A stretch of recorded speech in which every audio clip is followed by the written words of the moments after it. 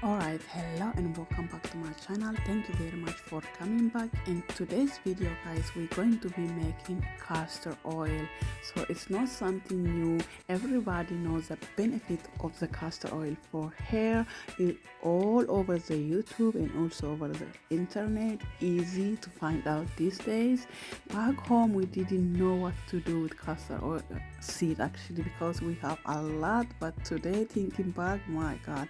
So this is 200-gram castor seed. I washed it properly because I don't want my castor oil to be darkened. After I washed it, I put it 500 ml water and then I blend it and then I put it on fire on high flame. At this point we need to put it on high flame. All this process is going to take like half an hour to make it, but you need to put high flame at the first 20 minutes and then it start to become the oil. As you can see on the top, beautiful light oil, and still we keep for 10 minutes more, and this is how it look like.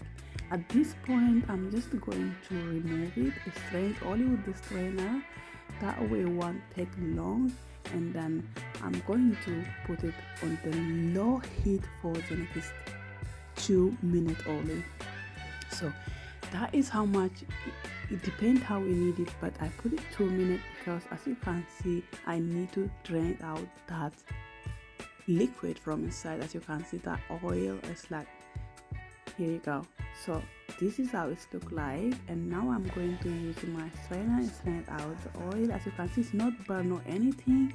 It's soft and nice. You can put on your hair mask, even that one, if you use it for today, but I just throw it for today because I wasn't going to wash my hair today. So easy, you can make your castor oil at home like this.